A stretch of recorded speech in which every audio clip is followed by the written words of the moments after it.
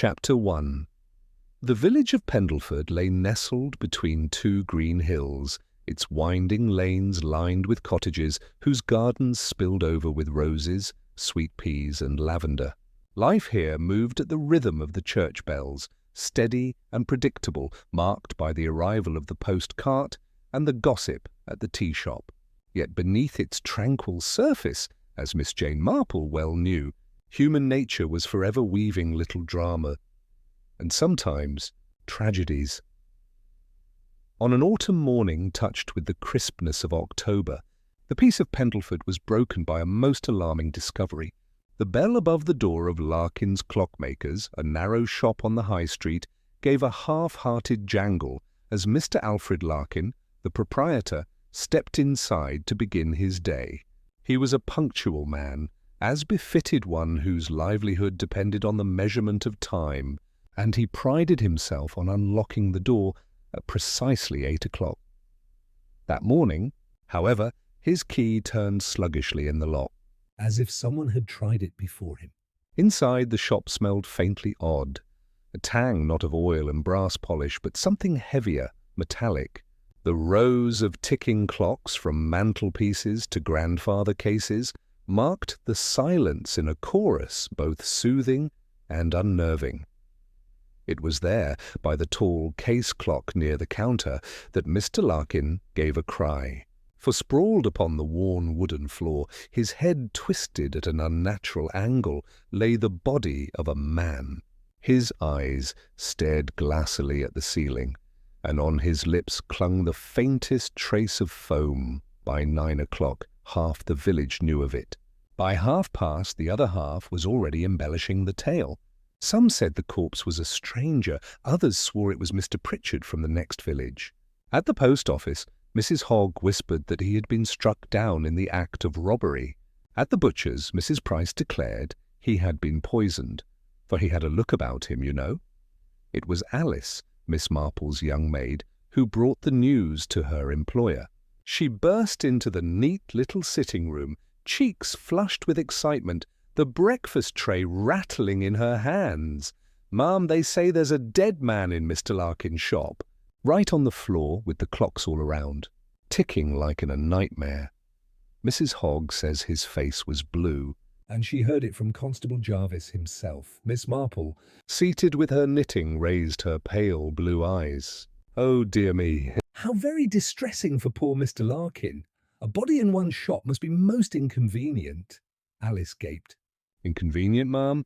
But it's murder." "Perhaps," said Miss Marple gently, "or perhaps not. One mustn't assume, Alice.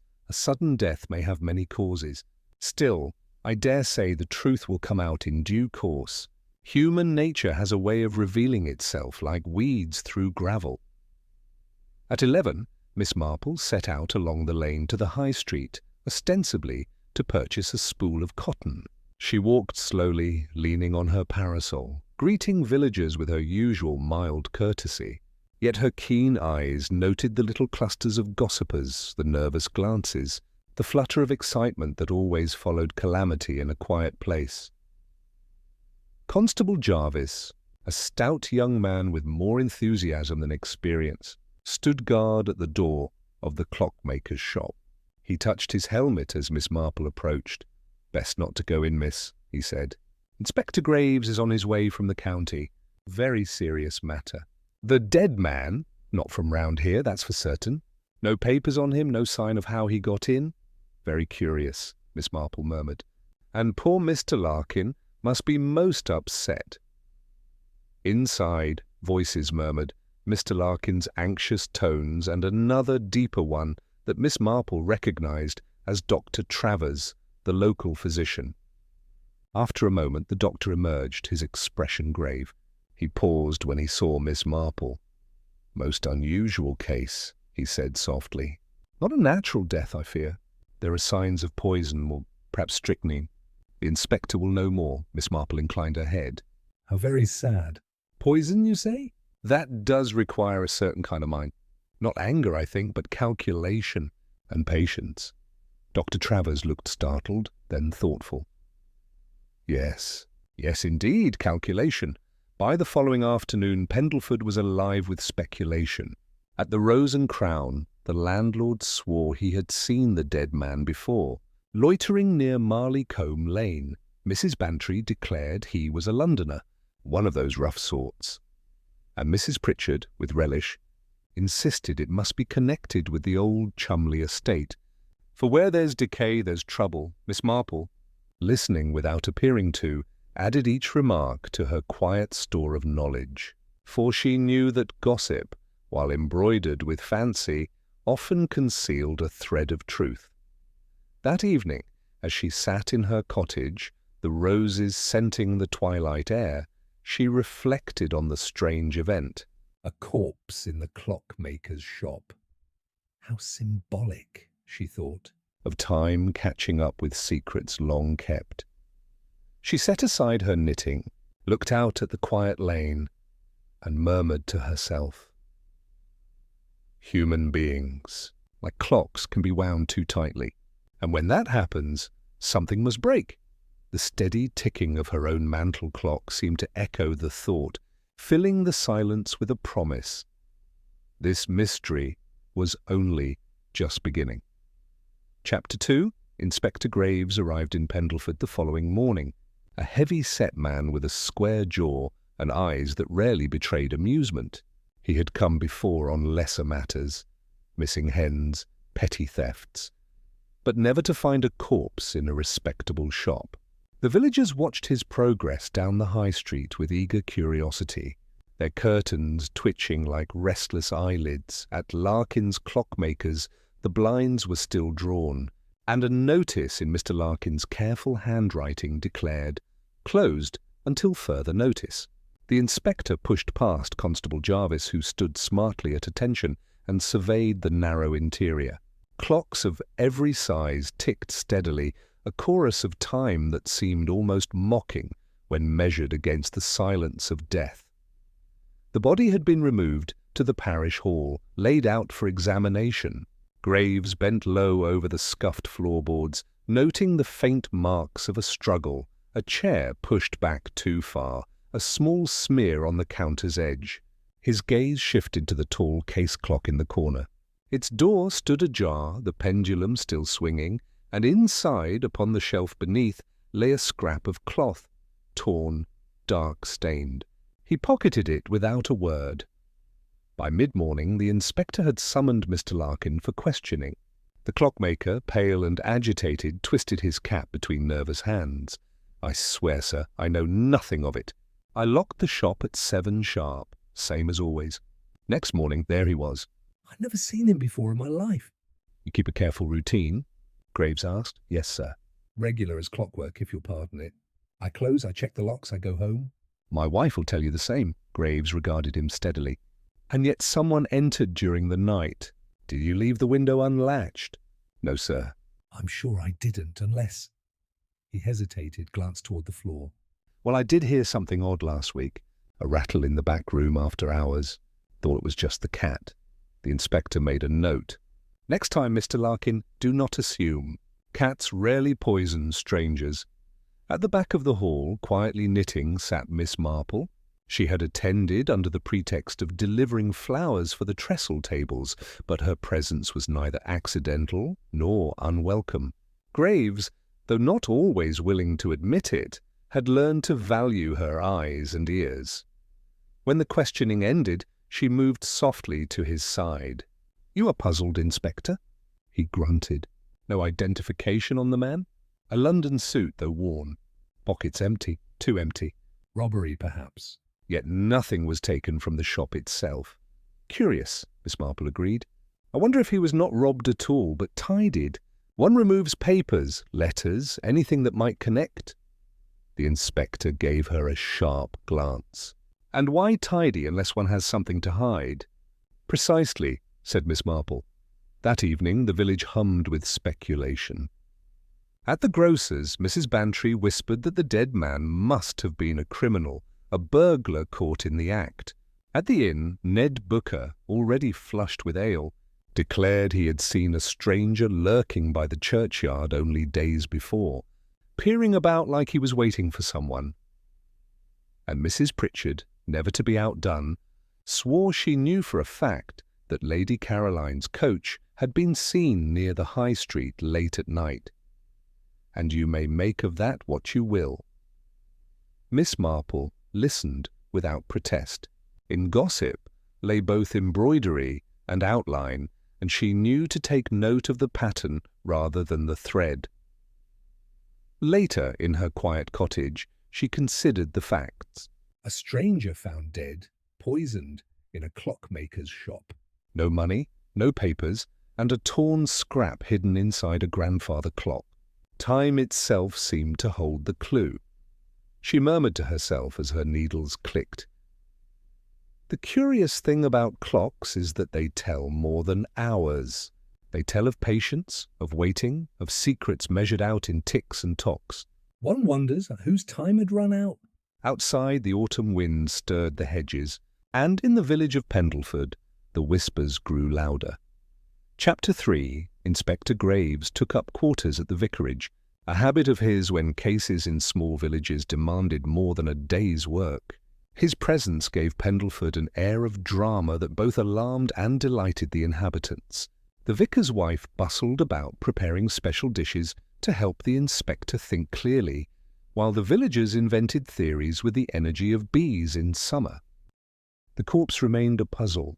The man's clothes were of good cloth but shabby, his shoes well made but scuffed from travel. There was no name stitched inside, no letter in the pockets, nothing but a half-worn handkerchief of plain linen. Dr. Travers had completed his examination. Death by strychnine, ingested only an hour or two before discovery. The poison worked swiftly, producing contortions that Mr. Larkin would not forget in a hurry. Graves summoned the villagers most closely connected with the shop. Alfred Larkin repeated his story, sweating all the while. His wife, a thin woman with anxious eyes, swore she had been at home with him until morning. A boy from the bakery claimed he had seen a tall stranger pass through the high street after dusk 2 nights before. Each statement added little, yet Graves pressed on methodically. In the snug of the Rose and Crown, the talk grew bolder. Some whispered that the dead man had come to blackmail someone at Marleycombe House, for where else in Pendleford lay secrets worth killing for? Others said the Chumley family had long concealed a scandal, a lost heir, a hidden marriage, and Mrs. Price, ever dramatic, declared she had seen a cloaked figure near the shop at midnight, though her story altered with each retelling. Miss Marple, seated quietly in her corner, sipped barley water and observed. She noted the eagerness with which people embroidered their accounts, the relish with which suspicion settled always upon those of higher station. Yet, within the exaggerations she detected a consistent thread. The stranger had not wandered aimlessly. He had been expected. The following day, Inspector Graves visited Marleycombe House. The long drive was lined with autumn maples, their leaves a blaze of red and gold, but the great house itself showed signs of neglect.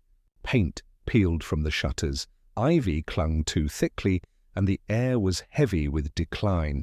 Lady Caroline Chumley received him in the drawing-room, dressed in black though she was, mourning no relation. "It is most vexing, Inspector," she declared in her clear, commanding voice, "to have this sordid business connected with Pendleford. Mr. Larkin is a respectable tradesman." "But really to harbour a corpse in his shop?" Graves inclined his head. "The body, madam, did not walk there unaided. We must establish who the man was and why he died where he did." "You are certain you do not recognize him?" "Quite certain." "We do not consort with strangers." Miss Marple, who had come under pretext of delivering knitted shawls for the charity sale, watched Lady Caroline's fingers twist the chain of her locket as she spoke. A tiny gesture, but, in Miss Marple's experience, seldom meaningless. Henry Chumley, Lady Caroline's nephew and heir, entered part way through the interview. He was a tall young man with restless eyes and a manner too quick for comfort. His greeting was polite, yet he avoided the inspector's gaze. Miss Marple noticed his cuff bore a faint smear, as though hastily cleaned. Later, in the garden, Eleanor Chumley, a cousin staying at the house, confided to Miss Marple in low tones. "The whole place is under strain. My aunt will not admit it, but the estate is drowning in debt. If a stranger came with knowledge of old secrets, it might ruin us entirely." Her face flushed. "But please, do not repeat my words," Miss Marple promised, though she knew the inspector would sense as much himself. Murder was seldom about strangers alone. It was about what people feared to have revealed. That evening, Graves considered the evidence by lamplight. The torn cloth he had found in the tall clock proved to be from the lining of a gentleman's coat. Why had it been hidden there, and by whom? The clock had been wound that very week by Larkin himself, yet he denied knowledge of the scrap. At her own hearth, Miss Marple reflected quietly. Clocks mark the passage of time, but they also conceal it. A secret placed behind their ticking may lie undisturbed for years. Yet once found, it cannot be forgotten. The mantel clock in her sitting room chimed 9. To Miss Marple's ear it sounded almost like a warning. Time was running out. For the truth, and perhaps for someone else in Pendleford. Chapter 4. Inspector Graves, though cautious by nature, could not ignore the mounting pressure. A man had been poisoned in the centre of a quiet village, and yet no one could, or would, say who he was. The villagers demanded an arrest, the authorities demanded progress, and through it all, Graves sensed that someone, somewhere in Pendleford, was watching carefully to see which way suspicion turned. He began with the obvious, the shop itself. Mr. Larkin stood by as Graves and Constable Jarvis searched every cupboard, drawer and dusty shelf. They found nothing of immediate significance, only the usual clutter of a craftsman's trade, oil cans, brass polish, tools laid out with meticulous care. Yet Miss Marple, allowed to wander politely about, noticed the smallest of details. One clock on the shelf behind the counter had been wound, but its hands were set back, frozen at 11 minutes past 12. She said nothing, merely tucked the fact into her store of observations. Clocks, she reflected, often told more stories than the hours they marked. By midday, Inspector Graves had returned to the parish hall to examine the dead man's belongings once more.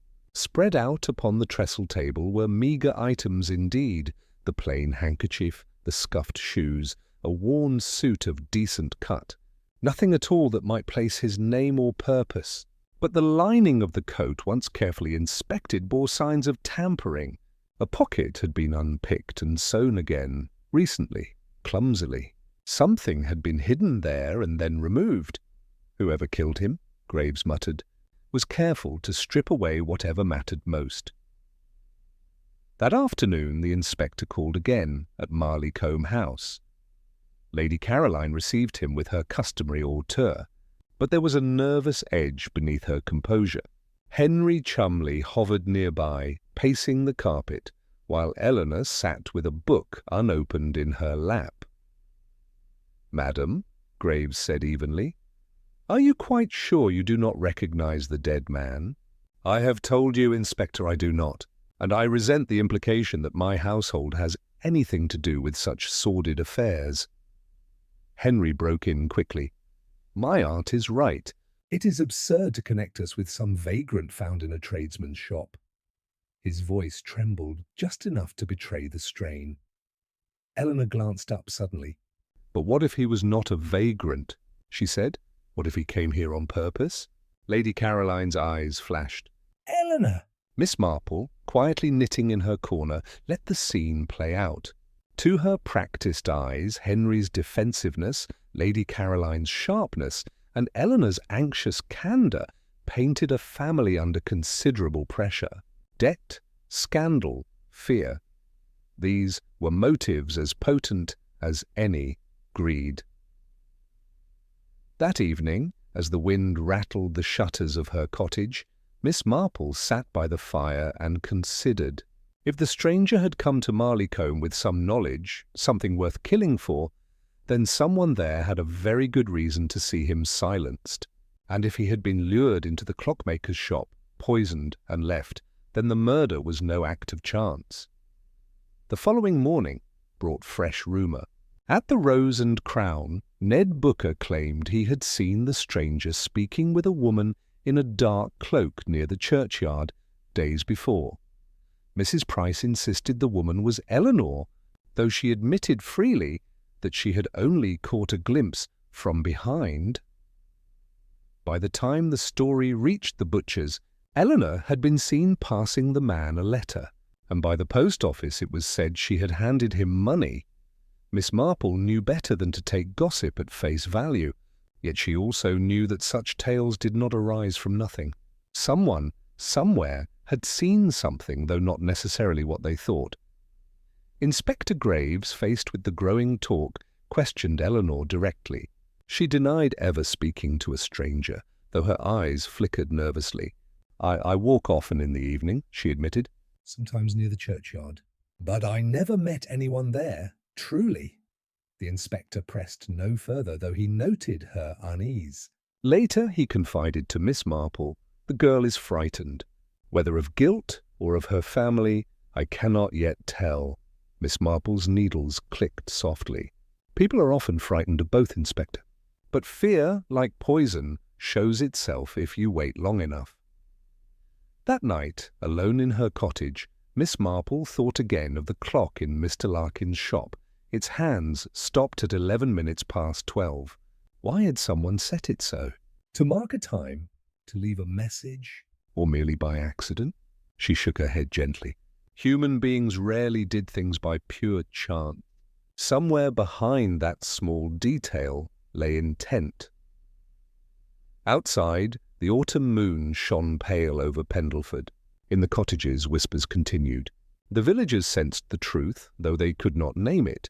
A secret hung over them, heavy as a storm, and Jane Marple, quiet in her chair, resolved that she would see it revealed before another clock marked another death. Chapter 5. Inspector Graves was up early the next morning, striding along the high street with determination.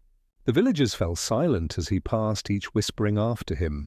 He went straight to the clockmaker's shop once more, with Mr. Larkin reluctantly unlocking the door at his side. The smell of oil and brass polish clung to the air, but beneath it still lingered that faint metallic tang.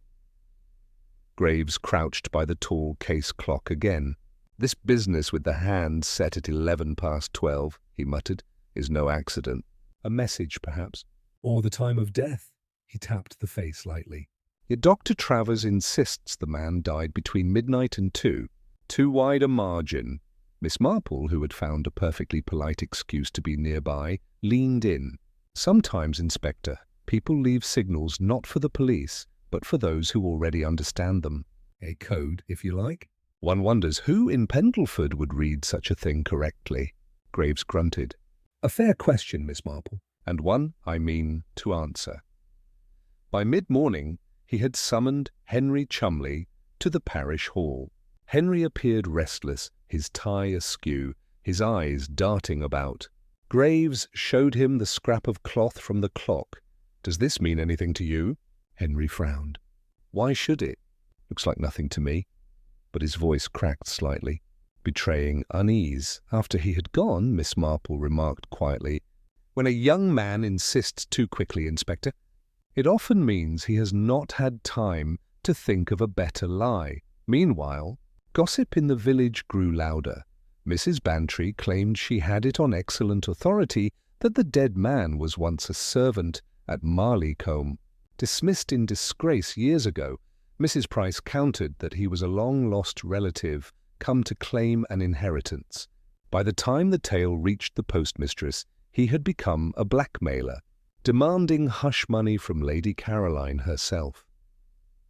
Miss Marple listened as Alice repeated these stories breathlessly over the tea tray that evening. She smiled faintly. "People so enjoy embroidery, Alice, but one must look for the original cloth beneath." That night, Inspector Graves ordered a more thorough search of Marleycombe House. With Lady Caroline's grudging consent, he and Constable Jarvis combed the east wing, long closed and smelling of dust. Behind a cupboard, they discovered a stack of old ledgers and correspondence. Many were routine household accounts, but within them lay letters addressed to Lady Caroline's late husband, stamped with London seals, and one torn envelope bearing the name of a solicitor. Graves studied them with interest. "Debts," he murmured, "and disputes. The estate is not as secure as her ladyship pretends." Miss Marple, peering at the brittle pages, nodded slowly. "Money troubles, family pride, old secrets. One finds such things are often the soil in which murder grows." The inspector tucked the papers away. "If our dead man knew of these, he may well have threatened exposure. That could give us motive aplenty." The following day, Eleanor was seen walking alone by the river, her face pale, her eyes shadowed. Miss Marple approached gently, her manner grandmotherly and kind. "My dear, you look troubled." "A burden shared is a burden halved, they say." Eleanor shook her head. "I cannot speak, Miss Marple. There are things that would ruin us all if they were known.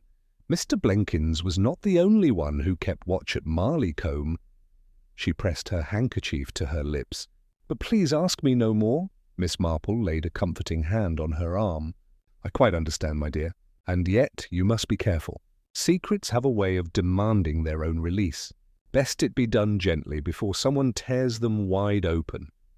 That evening, as the village lamps glowed against the autumn dusk, Inspector Graves considered his case.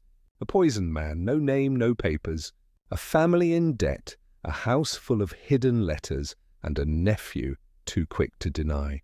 Each piece suggested a picture, but the picture was not yet whole.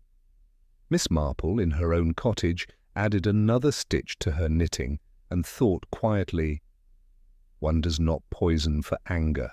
One poisons for fear. And in Pendleford there is fear enough to fill every clock in Mr. Larkin's shop." The ticking of her mantel clock echoed in the silence, steady, relentless, like time itself moving toward revelation. Chapter 6. Inspector Graves's patience was wearing thin. The villagers grew more restless each day, and Marleycombe's grandeur could not conceal the undercurrent of dread. In the parlour of the vicarage, Graves laid out his notes by lamplight, the pages filled with questions, but precious few answers. Miss Marple, seated nearby with her knitting, offered her quiet commentary as though discussing the weather. "Murder, Inspector, is so rarely an act of impulse. Poison especially, it takes knowledge, preparation, and a most particular state of mind," Graves grunted. "A state of mind we've not yet pinned on anyone. Larkin denies all. Henry Chumley squirms like an eel. Eleanor trembles at shadows, and Lady Caroline looks down her nose at me as though I were a tradesman come to collect the bill." Miss Marple's needles clicked softly. "Bills, Inspector, are often at the heart of such matters. People will go to surprising lengths to avoid paying them." So that afternoon, a new commotion stirred the village. Mrs. Larkin, the clockmaker's wife, collapsed suddenly after drinking a cordial at the grocer's. Though she survived, Dr. Travers confirmed the drink bore traces of digitalis, the very poison that had killed the stranger. The village buzzed with renewed alarm. Was there another would-be victim? Or had someone intended the cordial for another and Mrs. Larkin taken it by chance? Inspector Graves tightened his net, ordering the sergeant to question every vendor and neighbour. Yet each denied knowledge, and no one admitted to seeing the cordial tampered with. At the Rose and Crown that evening, tongues wagged with gusto. Ned Booker swore the Chumley servants were sneaking about after dark, carrying parcels from the house. Mrs. Bantry declared she had seen Eleanor crying in the churchyard with a letter clenched in her hand. By the time the tale reached Mrs. Pritchard at the post office, Eleanor had been overheard confessing murder to the vicar himself, though the vicar, when asked, looked most bewildered. Miss Marple sat quietly in her corner, sipping barley water. She thought of Mrs. Larkin's collapse and of the deliberate hand required to prepare such a poison. Impulsive quarrels were one thing, but carefully measured powders were another. Someone in Pendleford was willing to kill again to keep a secret buried. The following morning, Inspector Graves and Miss Marple returned to Marleycombe House. Lady Caroline received them in the library, where portraits of grim-faced ancestors stared down in judgment. Graves produced the letters he had found in the East Wing. "These suggest serious debts, my lady. Could the dead man have known of them?" Lady Caroline's lips thinned. "My household affairs are no concern of yours. Blenkins was a faithful servant. He would never have betrayed us." Henry, standing near the fire, snapped, "We cannot be blamed for every misfortune in this village. The man was a stranger. Why should we care?" His vehemence only deepened the inspector's suspicion. Eleanor, pale and hesitant, looked at Miss Marple with pleading eyes, but again she said nothing. Afterward, as they walked down the gravel drive, Graves muttered, "They're hiding something, all right. The question is, was the stranger their enemy or their kin?" Miss Marple replied gently, "Family, Inspector. Can be both." That evening, Miss Marple reviewed all she knew. A poisoned stranger, a clock set to a curious time, a scrap of cloth, debts concealed in dusty ledgers, and now an attempted second poisoning. She remembered cases from her youth, domestic disputes, inheritances, jealousies, always the same pattern beneath the surface. Fear drove people as much as greed, and fear was heavy in Pendleford.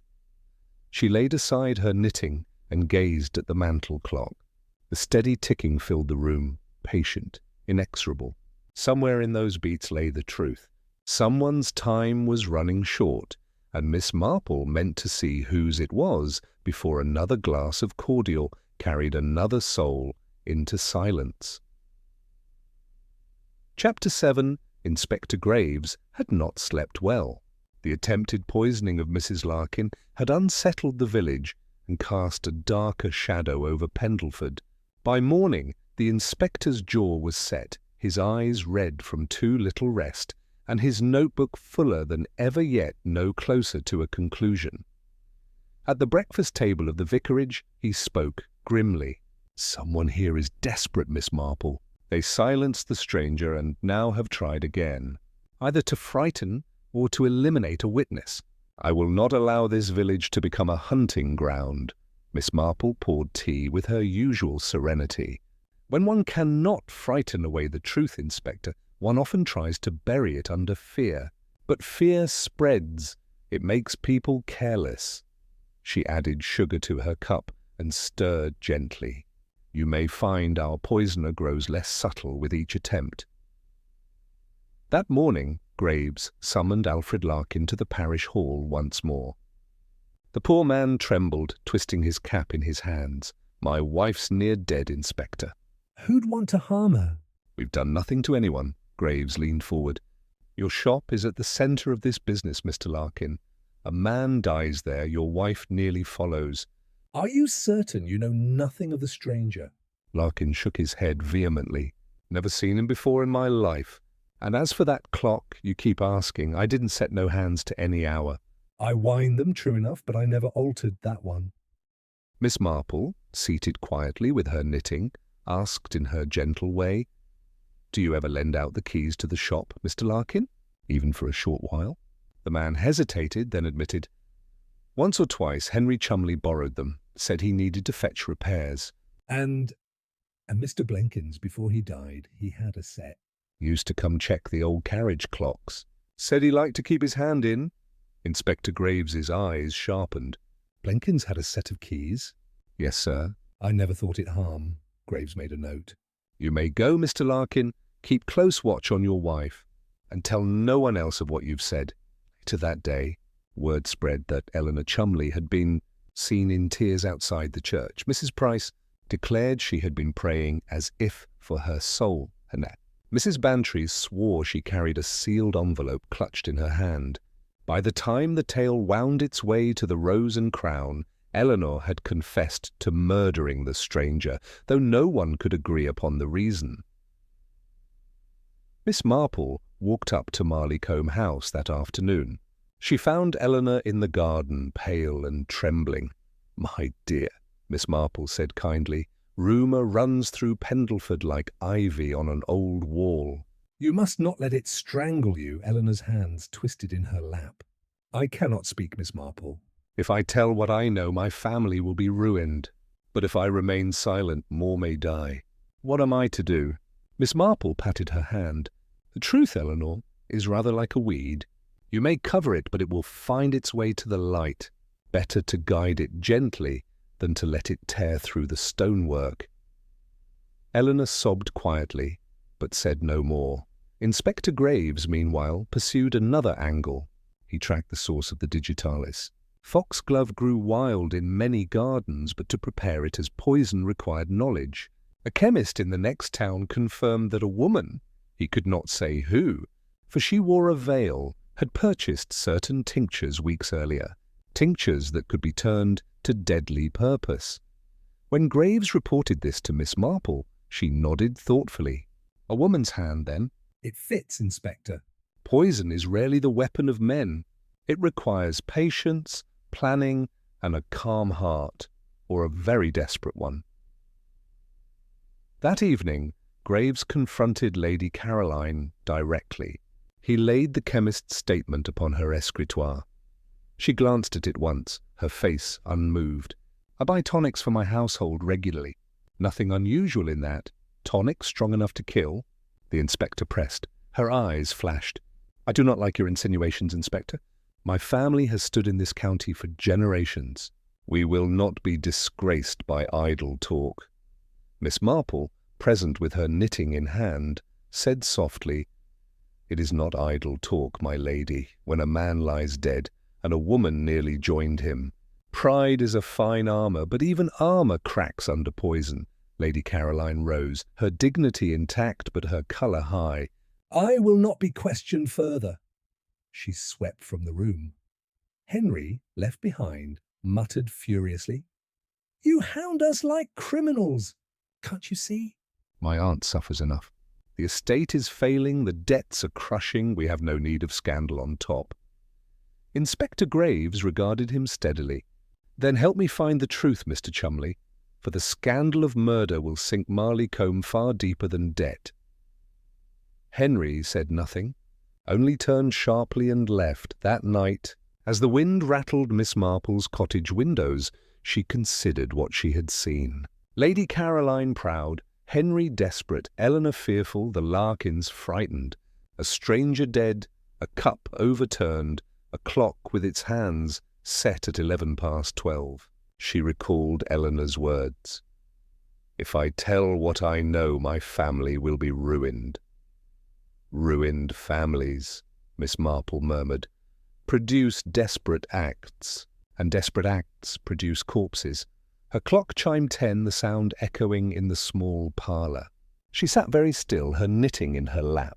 Time was running on, and the poisoner's hand had not yet finished its work. Another attempt, she was certain, would come, and when it did, she meant to be ready. Chapter 8. The air in Pendleford grew heavy with unease. The villagers went about their tasks, but voices lowered as Inspector Graves passed, and doors closed a little too quickly. Murder and poison had made their mark. The peace of the village seemed broken, as though every ticking clock whispered a warning.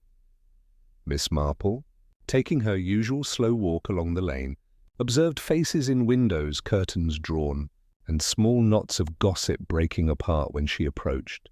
To some she was the kindly old lady with her knitting and soft voice, to others something far more unsettling, the one who always saw what others missed. That morning, Inspector Graves called on Dr. Travers again. The coroner's further report confirmed what they had feared. The stranger had not only ingested digitalis, but bore traces of another substance, perhaps laudanum, that suggested he had been drugged before the poison took effect. So he was subdued first, Graves mused, to make sure he swallowed the final draught. Whoever did this wanted no chance of failure. Miss Marple inclined her head. A careful hand indeed, one that measures not only powders, but also outcomes. Such a person does not kill in heat, Inspector, but in cold resolve. Graves snapped his notebook shut. And such a person still walks among us. Later that day, a discovery shook the case forward. Constable Jarvis, combing through the east wing at Marleycombe once more, uncovered a locked drawer within an old escritoire. Inside lay letters, charred at the edges as though someone had tried to burn them. The writing was still legible enough, a solicitor's correspondence, mentioning an inheritance claim against the Chumley estate. The name affixed to the claim was smudged by smoke, but enough remained to read, Thomas Brackley. Thomas Brackley, Graves repeated aloud. So our corpse has a name. Miss Marple's eyes brightened with recognition. Brackley. Yes, I remember. Years ago at the big house, there was talk of a footman by that name. Dismissed under a cloud, though the exact nature of it was never spoken. He would have been middle-aged now. Yes, it could be him. The inspector nodded grimly.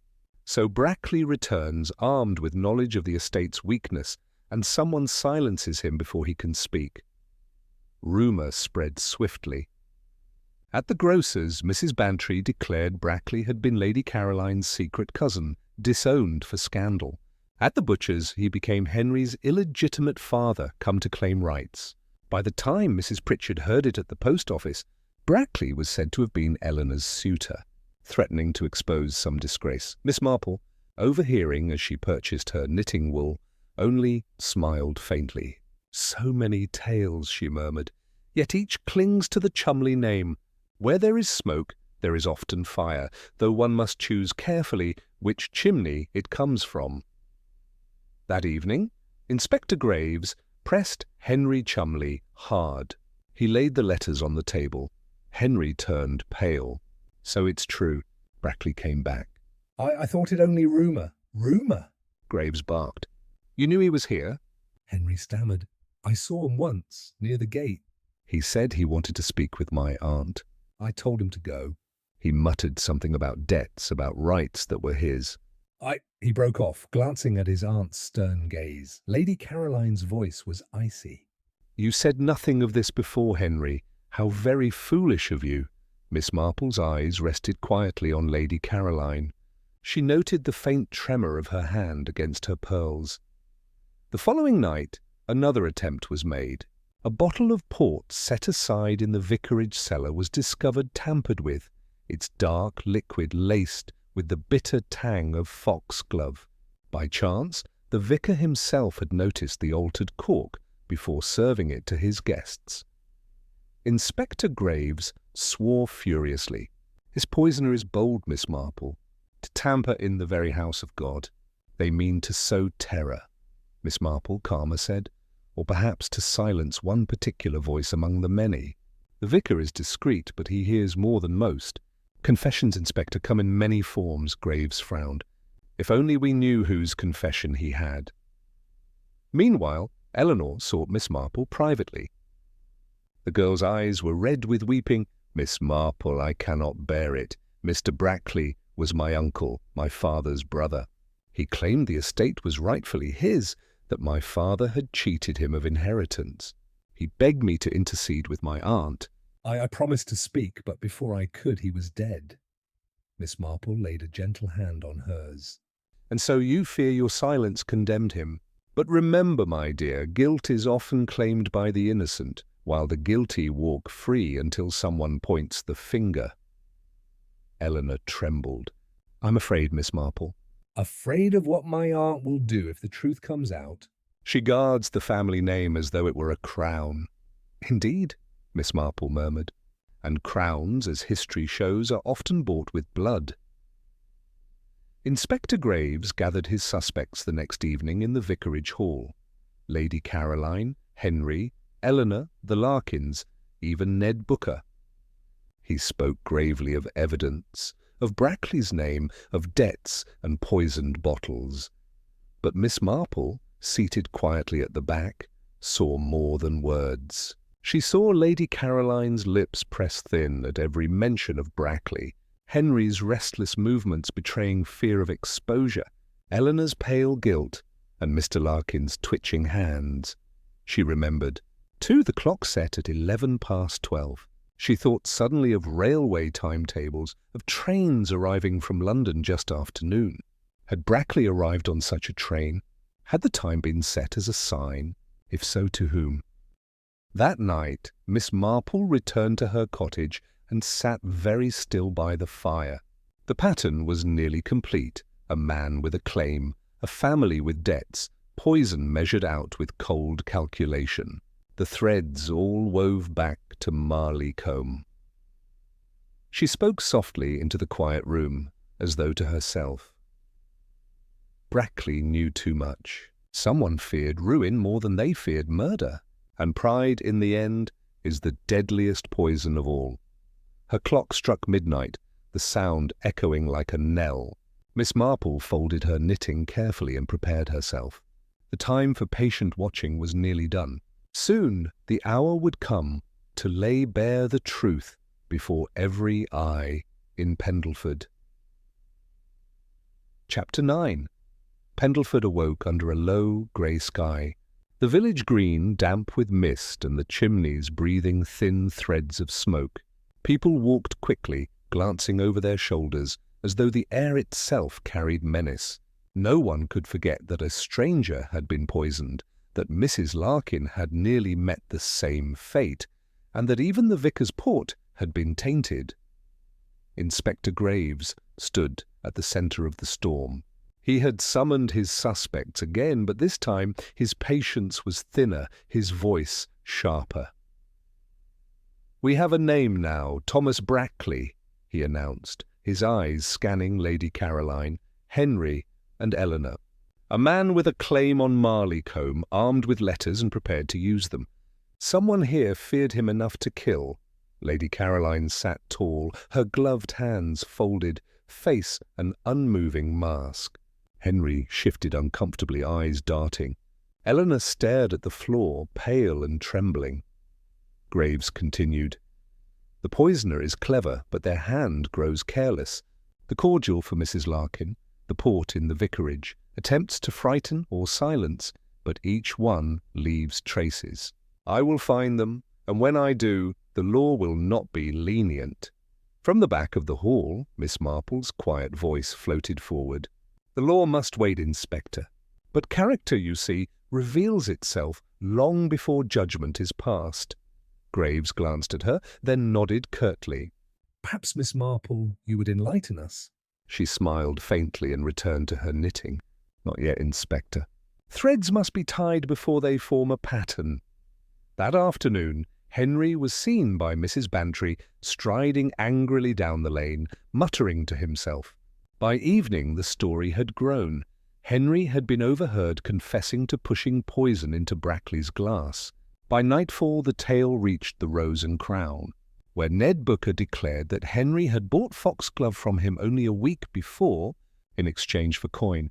Inspector Graves pounced on the rumour, dragging Henry into questioning once more. "I did no such thing," Henry burst out. "Yes, I spoke to Brackley. He wanted money, always money. I told him to leave. That's all." Graves leaned across the table. "And when he threatened to expose your family's debts, did you fear your inheritance might vanish?" "Enough to slip poison into his drink." Henry went pale, but his chin lifted stubbornly. "I swear on my life I did not." Miss Marple, watching from her corner, noted the tremble in his hand and the way his eyes flicked toward the door, as though expecting rescue. Not guilt, she thought quietly, but fear. Fear of someone else. Eleanor, meanwhile, grew increasingly fragile. She sought Miss Marple's counsel one evening, her eyes red with tears. "I cannot bear it, Miss Marple. The whispers, the looks, they all think Henry guilty, but it was not him." "I know it." Miss Marple laid a gentle hand upon hers. "What troubles you, my dear, is not merely fear for Henry, but fear of what lies beneath. Secrets have a way of poisoning the air until one feels suffocated," Eleanor whispered. "Brackley carried more than letters. He had proof, documents, names. He said my father cheated him of inheritance, that Lady Caroline knew and covered it. He begged me to persuade her. And now he is dead." Miss Marple studied her. "And so you think your aunt silenced him?" Eleanor shuddered. She would do anything to protect the family honor. Anything. Inspector Graves, armed with Eleanor's suspicions, returned to Marley Combe. He confronted Lady Caroline in the library, spreading the charred letters before her. "You feared ruin," he said bluntly. "Brackley came with claims, and you silenced him with poison. Your household tonics, your pride in secrecy, they fit too neatly." Lady Caroline's gaze was icy. "Inspector, your accusations are offensive." "I am a woman of standing. I do not crawl with criminals." "Standing does not shield you from the law," Graves snapped. "Brackley's blood is on someone's hands in this house, and yours are not so clean as you pretend." She rose in outrage, sweeping from the room. Graves muttered to Miss Marple, "She's hiding something." "I can feel it." Miss Marple's eyes were thoughtful. "Yes, Inspector. Pride conceals, but it also betrays." "Watch her closely." That night, another attempt confirmed Miss Marple's fears. Constable Jarvis, making his rounds, discovered a small vial hidden in the church vestry. It bore the bitter scent of foxglove. Fresh traces marked its lip. Someone had planned another poisoning. Graves clenched his fists. The poisoner grows desperate. "We must act before another life is taken." Miss Marple gazed at the vial. "Desperation, Inspector, often comes when the truth is too close for comfort. And desperation, unlike patience, leaves clear footprints." The next morning, the village gathered uneasily on the green. Graves announced the discovery of Brackley's identity, the inheritance claim, and the attempts at further poisonings. Villagers murmured, heads turning toward Marleycombe. Suspicion was now open, no longer whispered. Henry stood stiffly, anger in his eyes. Eleanor wept quietly. Lady Caroline maintained her mask, but the faintest tremor in her hands betrayed her composure. Miss Marple, observing, saw what others missed. She saw Henry's fear, Eleanor's guilt, and Lady Caroline's pride.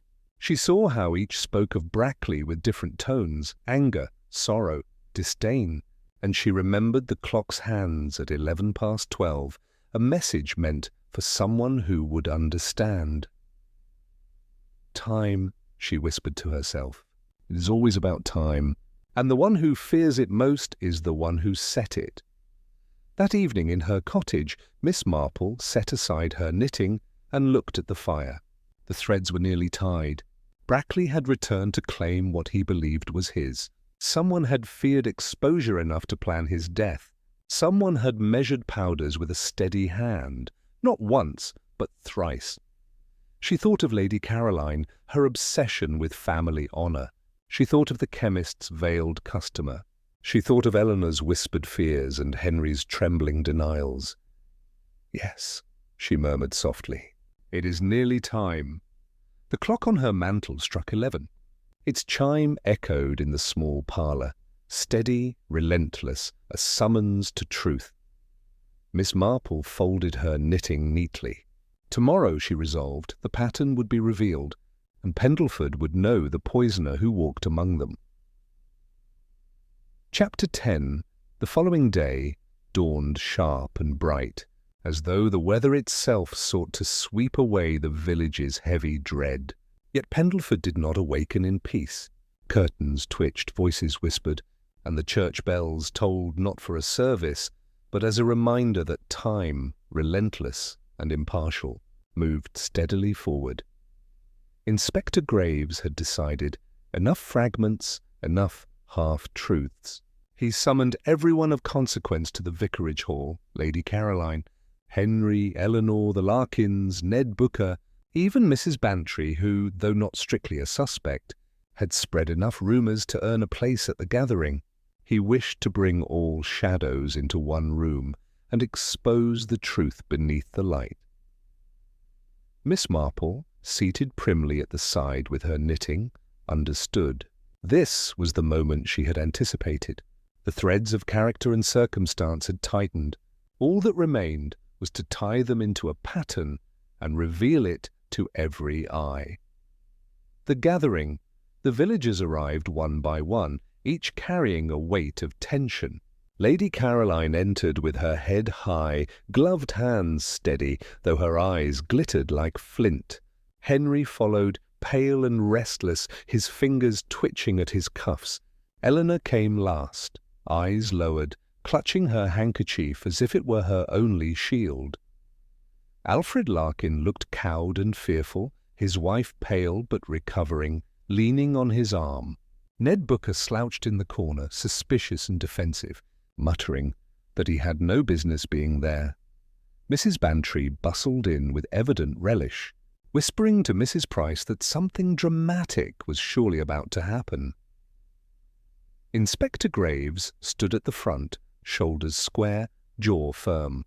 "We are gathered," he said, his voice carrying over the hush, "to face the truth of what has happened in Pendleford. Thomas Brackley, a man with claims against Marleycombe, was murdered in cold blood. Since then, 2 further attempts at poisoning have occurred. It ends here."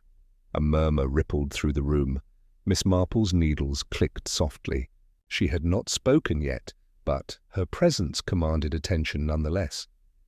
The inspector's case Graves laid out the evidence: the paper cup with residue, the chemist's testimony of a veiled woman purchasing tinctures, the charred letters found in the East Wing, the repeated attempts at poisoning, the vial discovered in the church vestry. Piece by piece he wove them into a net. Someone here sought to silence Brackley, he concluded, and then sought to silence others who might reveal the truth. Pride, debt, fear, these are the motives, and the weapon was poison, chosen for its quiet efficiency. He turned to Henry. "You quarrelled with Brackley. You feared his claims." "Villagers say you purchased Foxglove," Henry burst out. "It's not true." "I quarrelled, yes, but I did not kill him." "I swear it." Graves's eyes narrowed. "Then perhaps your aunt, Lady Caroline, she had the most to lose." "Pride in family name, reputation, the honour of Marleycombe." "Enough to drive her to poison." Lady Caroline's lips curved into a cold smile. "Do you truly believe I would stoop so low, Inspector? That I, Caroline Cholmondeley, would scurry about with bottles and powders like a common criminal?" Her words dripped with disdain, yet her hand, twisting her pearls, betrayed her. Miss Marple speaks. At last, Miss Marple set aside her knitting. Her soft voice carried clearly in the tense room. "Inspector, if I may." "You see, this matter is not solved by evidence alone. Evidence can be planted, can be misunderstood." "But character, Inspector, never lies. And I have always believed that if one understands character, one understands crime." All eyes turned to her. Lady Caroline's gaze hardened. Henry shifted uneasily. Eleanor clutched her handkerchief tighter. Miss Marple continued, "Poison is not the weapon of passion. It is the weapon of patience, of calculation, of someone who fears scandal more than conscience." We may dismiss poor Mr. Booker. He has neither the knowledge nor the subtlety. Mr. Larkin is timid, his wife a victim. Henry, for all his faults, is too hot-blooded, too impulsive to measure doses and wait upon death." She paused, her eyes settling on Lady Caroline. But pride, Inspector, can steady a hand where rage would tremble." "Pride can silence conscience." "Lady Caroline, it was you who killed Thomas Brackley." The denial, the room gasped. Lady Caroline rose swiftly, her face pale but her bearing still regal. "This is an outrage," she snapped. "I will not sit here and be slandered by an old busybody." "I demand this meeting be ended at once." But Miss Marple's gaze did not waver. "You purchased the tinctures yourself, did you not? Veiled, of course, but not so well disguised as you imagined. The chemist remembered your bearing, and you knew of Brackley's return, knew that he carried documents proving his claim. You set the clock in the shop as a signal, 12:11, the time of his arrival from London. You meant to meet him there, but you gave him not reconciliation, only poison." Lady Caroline trembled, then steadied herself. "You have no proof." "Proof enough," Miss Marple said gently. "The pride in your voice whenever Brackley's name was mentioned, the fear hidden in Eleanor's eyes, the rage in Henry's. But only you, Lady Caroline, had the patience and the motive. You have always lived for Marleycombe, for its name and standing. To you, one life meant little compared to its preservation." The confession silence fell. Then Eleanor broke it with a sob. It's true, Aunt Caroline, it's true, isn't it? You told me you would protect us at any cost.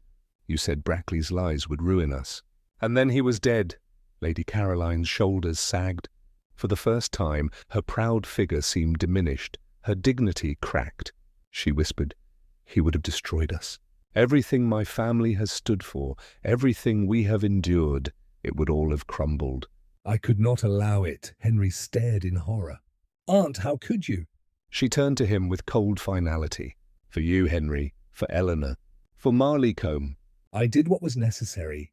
Inspector Graves stepped forward, his voice grim. "Necessary or not, my lady, it was murder."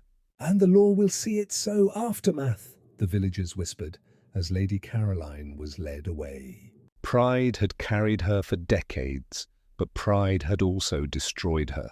Marleycombe stood, but its mistress was disgraced. Henry buried his face in his hands. Eleanor wept openly, her guilt easing into sorrow. Alfred Larkin clutched his wife close, relieved that their nightmare was over. Ned Booker muttered that he had known it all along, though no one listened. Mrs. Bantry sighed with satisfaction, already shaping the tale she would tell at every gathering for years to come. Inspector Graves exhaled heavily. It is done. He turned to Miss Marple. "Once again, madam, you have seen what none of us could." "My thanks," Miss Marple smiled gently. "One merely has to understand human nature, Inspector. Murder is very rare, but the motives for it, love, fear, pride, and greed, are everywhere." Here it was pride. "A most respectable motive, and therefore the most dangerous." Epilogue. Pendleford slowly returned to its routines. The clockmaker's shop reopened, its chimes once more marking the hours. Yet villagers glanced uneasily at the tall case clocks as though each might conceal another secret. At Marleycombe, silence reigned. Without Lady Caroline's formidable presence, the house seemed less grand, more vulnerable. Henry busied himself with accounts. Eleanor tried to hold her head high, but the shadow of scandal lingered. Miss Marple, in her quiet cottage, resumed her knitting. Visitors often remarked upon her calm, but behind her eyes lay the memory of Lady Caroline's broken whisper, "I did what was necessary." She knew, as she had always known, that beneath the surface of respectability lay the same passions as anywhere else. Murder, she reflected, was not born of hate alone. More often it came from love twisted into fear, from pride twisted into desperation. Her clock chimed the hour. She smiled faintly. Time, inexorable and impartial, had revealed the truth at last.